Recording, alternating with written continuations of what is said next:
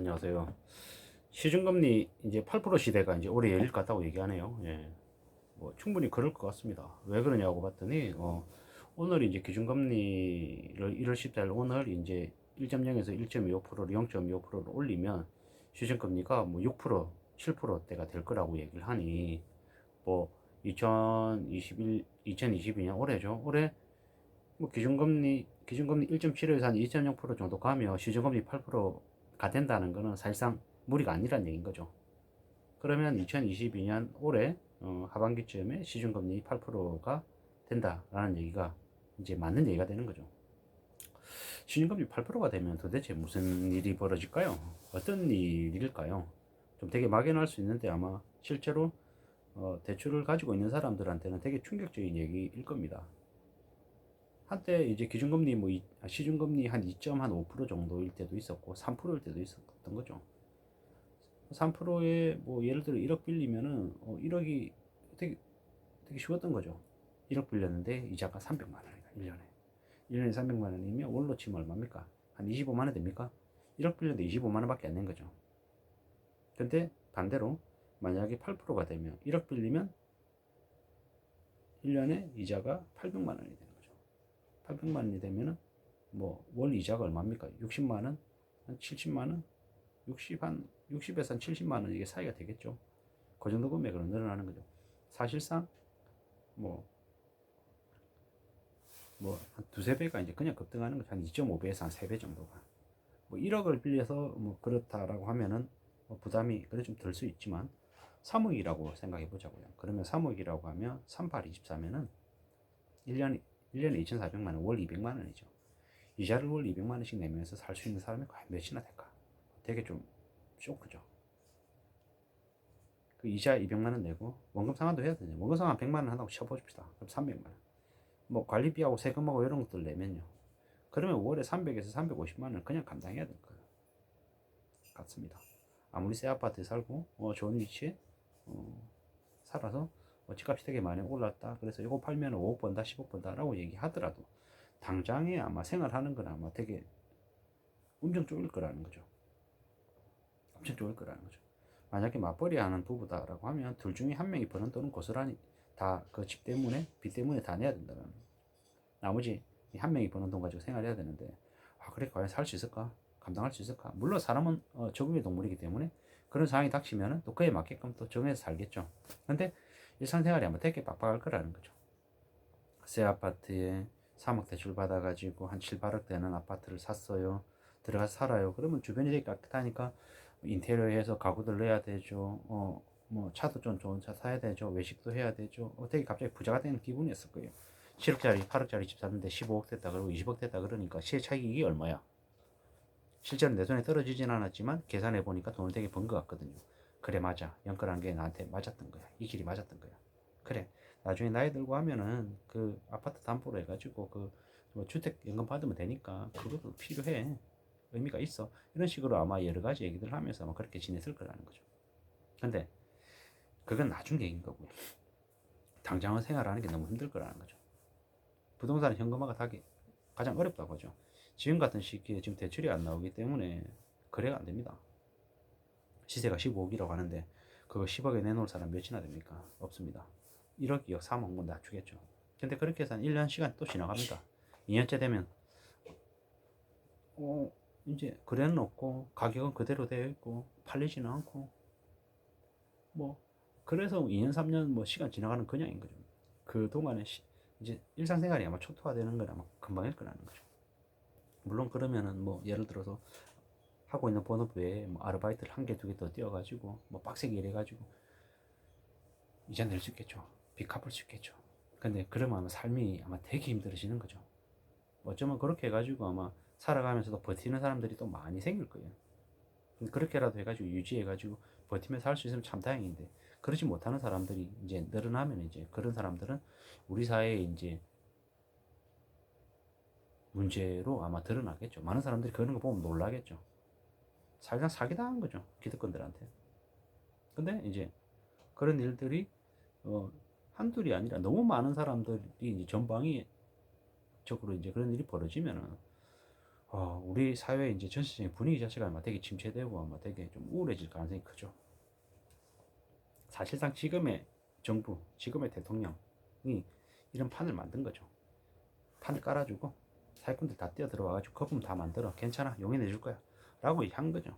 그랬기 때문에 국토부가 이 대한민국 시대가 인터넷 시대인 거고 실제로 이렇게 거래한 그 등재 현황들을 제대로 파악이 안 돼가지고 지금 저러겠냐고 그냥 아니거든요.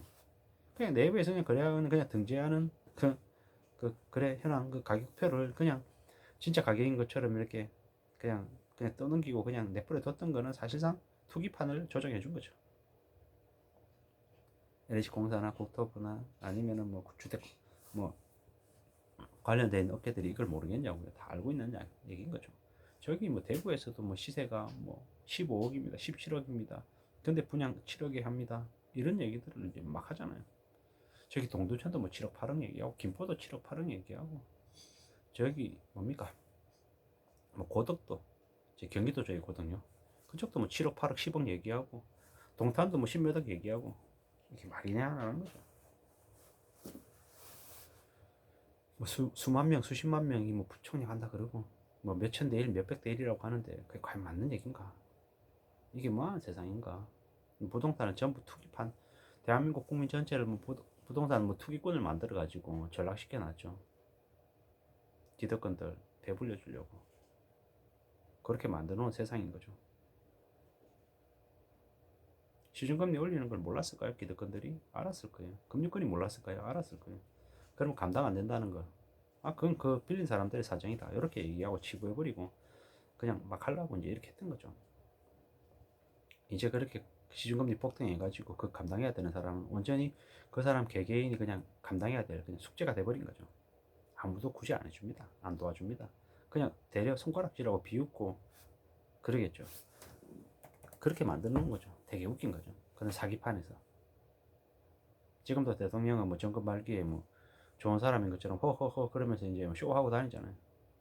온갖 사기꾼들 다 끌어모아가지고 호가에 2배, 3배 만들고 사람들 뒤통수 치고 사기치라고 그냥 조작판을 만들어 놓은 게 지금의 대통령이고 지금의 정부인데 이렇게 만들어놨죠. 겁나는 세상입니다. 예. 그냥 열심히 땀 흘리고 살면은 구질구질하게 200중 300중이라고 되게 무시하고 함부로 하고 비웃고 부동산 투기에서 몇 억 벌면 와 대단한 사람 현명한 사람 재테크에 능한 사람 이렇게 인정을 해주고 대접을 해줬죠. 이제 그랬던 게 이제 서서히 시간이 지날수록 상황이 바뀔 거라는 거죠. 세상이 그렇게 호락호락하지 않고 대충 그렇게 진행도 안 되는 걸로 이제 바뀌어가는 거죠. 시중금리 8% 시대가 이제 올해 말에 이제 열리면 그로 인해서 이제 감당해야 될 이제 이들이 이제 대거 늘어나는 거죠. 예전에 이제 3억 5천만 원의 전쟁이라 그래가지고 그 아르바이트를 7개에서 10개씩 하면서 하루에 2시간 3시간 자면서 10년 가까이 동안 빚을 갚은 분이 이야기가 있어요. 그분 또한 이제 빚지기 전에 이제 투기하고 사치 부리고 정신 못 차리고 살다가 빚을 지고 난 이후에 그 빚을 그래도 갚겠다고 목숨을 걸고 일을 한 거죠. 그렇게 해서 빚을 갚았죠. 그렇게 해서 3억 5천을 갚았다는 거죠. 절대로 쉬운 일이 아니라는 거죠. 빚 갚는다는 게 절대로 만만한 게 아니라는 거죠. 정말로 힘들고 목숨을 걸고 살아야지만이 그렇게 될 수 있는 거라는 거죠. 그런데 대부분 사람들이 그렇게 살 수 있냐? 아닌 거죠. 그냥 그죠? 아르바이트 하나 더 하겠죠. 한 2개 정도 더 하겠죠. 한 3잡 정도 하면서 살겠죠. 빚 갚겠죠. 삶의 의미가 있을까? 라는 생각이 막 드는 거죠. 사료 같은 거 이제 편의점 도시락 먹고 거의 그냥 패스트푸드 그냥 끼니 때우는 거죠. 잠은 그냥 쪽잠 자고 사람 사는 게 아닐 거예요. 정말 비참하고 정말 저 바닥까지 내려가서 아마 살게 될 거죠. 그런 이들이 한둘이 아닐 거라는 게 이제 다가올 현실인 거고 그런 현실이 얼마나 참혹하고 두려울지는 안 봐도 뻔하죠. 우리는 그냥 뭐 일본 드라마나 아니면 저기 다른 나라 선진국 세상에서 이제 벌어지는 일들 보면 이제 알 수 있는 거죠. 힘들고 어렵고 아무도 안 도와주고 대통령, 국회의원, 정치인들, 대기업, 기업 총수들 어느 누구나 믿을 사람 아무도 없고 전부 다 내 등 빼먹고 내 뒤통수 치려고 이렇게 설치는 사람들밖에 없다라는 게 지금의 현실이라는 거죠. 언론에 나오는 이제 전문가랍시고 이렇게 뛰쳐나와가지고 이빨 까는 사람들도 다 조심해야 되는 거고 유명하다는 사람들 유명한데 나한테 와가지고 가시하고 드러내는 사람들은 일단 의심해야 되는 거죠. 왜 나한테 와가지고 그런 얘기를 하냐라는 거죠. 나한테 뭘 바라고 뭘 요구하는 거지. 나한테 도와주기 위한 도움이 되려는 사람이 아니라 나를 이용해 먹으려는 사람이 가능성이 크다라는 게 제 의견인 거죠. 수십 년 이제 당하면 이제 그냥 수십 년 동안 이제 인생이 몰락하는 거죠. 무너져가지고 이제 비참한 이제 하층민 생활을 해야 되는 거죠. 판차집 같은 데 살면서 추위에 떨면서 되게 부실하게 음식 먹으면서 허접한 일을 하고 허덕이면서 산다라는 거죠. 그런 이들이 도처에서 생겨나면 정말로 평범하게 그냥 무난하게 사는 게 정말 감사하고 얼마나 소중한지를 알게 될 거라는 거죠. 그런 사람들이 많은 모습들을 보면 또 사람들이 또 정신을 차리겠죠. 정신 차리고 또 나름의 또 절약하고 검소하게 살고 착실하게 사는 그런 모드가 또 창착이 될 겁니다. 왜 또 그래야지 또 그 다음 살아가니까요. 선진 국민들이 이제 많이 절약하고 아끼고 현실적이고 착실하게 사는 것들을 보면 다 알 수 있는 거죠. 월급 적게 받더라도 직장인으로 오래오래 버티고 함부로 사업하지 않고 무리하게 일 벌리지 않고 돈 빌리지 않고 자기 범위 안에서 착실하게 하나씩 하나씩 쉽게 나가고 다듬어 나가는 그런 모습, 그런 것들이라야만이 우리의 삶을 지켜나가지 않겠냐라는 거죠. 그렇게 잘 대비하고 안전하게 좀 살아야 될 것 같습니다. 그런 삶 자체만이 그래도 이 험난하고 힘든 세상을 또 헤쳐나가지 않겠냐라는 거죠. 자기 사업을 하고 자기 일을 하고 계신 분들이 많을 거예요. 안 쉽고 생각처럼 이렇게 안 되는 경우도 되게 많을 텐데, 그럼에도 불구하고 또 오늘은 또 오늘의 몫을 또 해야 될 거고요. 내일은 또 다가오는 내일을 위해서 또 오늘 또 대비할 것들을 또 대비해야 되고 생각해야 되고 추스려 나가면서 다듬어 나가면서 내 건강도 챙기고 또 잘 먹고 잘 자고 좀 내 일에 대해서는 좀 적극적이고 좀 긍정적인 마음을 갖되 항상 언제 닥칠지 모를 위협이나 위험, 리스크에 대해서는 항상 염두에 두고 대비할 수 있는 그런 모습들이 필요하다는 거죠.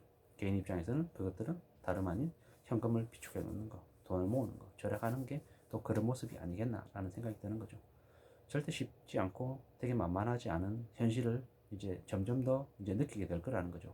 시중금리 8% 시대가 올해 열리면 그로 인해서 힘들어지는 사람들이 또 분명히 나타날 거고, 또 반대로 금리가 오르면 또 이제 예적금 넣는 사람들은 또 투기 이제 주식이나 뭐 비트코인 뭐 부동산 이런 것보다 또 예금에 또 돈이 또 모을 수 있으니 또 그런 식으로 또 관심을 가지면 어떡하라는 생각도 들기도 하고, 예. 항상 이제 항상 소득 그리고 지속적으로 이제 돈이 나오는 그런 자산을 매입하거나 아니면 관심을 가지는 쪽으로 좀 움직이는 게 좋겠다라는 거죠. 유튜브나 아니면 언론에서 얘기하든 뭐 600만 원 가지고 50억을 벌었어요. 30살에 30억을 벌었어요. 뭐 200만 원 월급 받는데 뭐 20억을 벌었어요. 이런 되게 자극적이고 현혹적인 그런 말들에 취하지 마셨으면 좋겠는 거죠. 200만 원 가지고 20억 만드는 건 사실 불가능이라고 생각하는 게 속편한 거죠. 뭐 그렇게 할 수도 있겠지만은 정말 운과 요행이 천운이 따라가지고 이루어진 일을 나도 할 수 있는 일로 착각하고 뛰어들면 그냥 바보 되는 거죠. 누군가가 마이너스 28억인데도 뭐 200억 뭐 자산을 만들었다. 그 얘기 듣는다고 나도 그럴 수 있는 거 아닌 거죠. 나한테 그런 운이 올지 안 올지도 모르는 거고, 운이 왔지만 내가 그 운을 감당할 수 있는 그 능력이 안 될 수도 있는 거고요. 별의별 일이 다 있는 거죠. 결국에는 사람은 자기 스타일대로 자기 복대로 사는 거죠.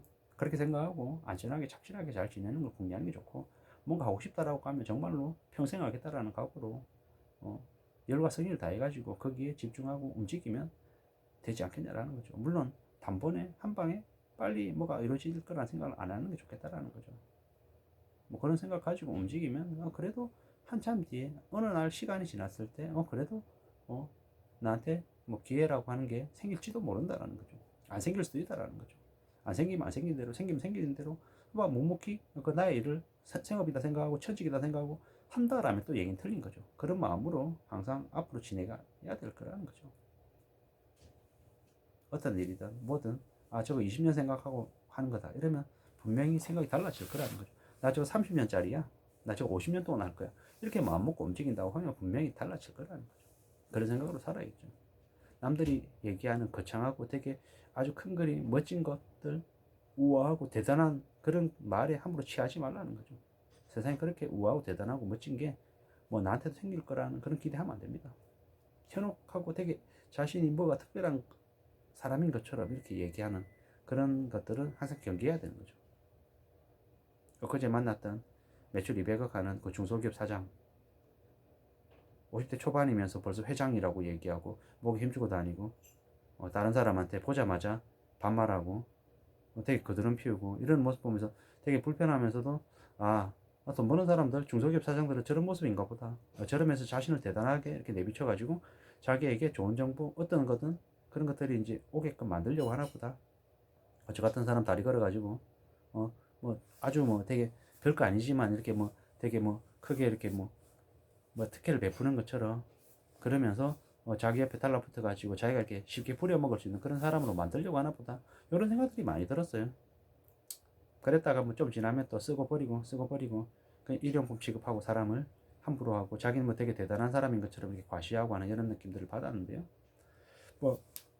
사업을 하면서 그 사람은 적어도 사기꾼은 아니니까 도망가지는 않으니까 사업체가 있고 실체가 있고 계속 이렇게 사업을 이렇게 운영하는 사람이니까 그래도 그렇구나라고 생각을 하는데 그것 아닌 실체가 없고 그냥 현혹하는 말로 남들 사기치고 뒤통쳐가지고 빼먹으려고 하는 그런 악인들도 되게 많으니까 항상 살면서 조심하며 살아야 되고 남의 말 함부로 안 믿어야 되고 그저 내가 내 눈으로 확인하고 내가 판단하고 내가 직접 결정하는 거다라고 생각하는 게 더 낫겠다라는 거죠. 절대로 다른 사람의 말에 혹해서 취해서 그 말을 맹신하고 추구해서 따라가다 보면 패가망신하고 다 뺏긴다라고 생각하시는 게 좋겠다라는 거죠. 내 손에 있어야 그게 내 돈인 거지 남의 손에 가면 그거 내 돈 아니다 라는 생각으로 이렇게 마음먹고 지내는 게 정말 좋겠다라는 겁니다. 아무도 믿지 말고 나의 땀, 나의 노력, 나의 정성으로만 살겠다라는 그런 각오를 해야 될 것 같습니다. 그래야지만 내가 살아남을 수 있을 것 같습니다. 안 그러면 언제든지 남한테 뒤에서 칼 맞아가지고 죽을 수 있는 그런 세상입니다. 사기꾼들이 너무 많아서 사기쳐가지고 먹고 살겠다 그걸로 직업 삼는 악인들도 되게 많고요. 그런 이들이 어느 시점에는 아마 개인적인 복수 당해가지고 다 몰살할 가능성도 크고요.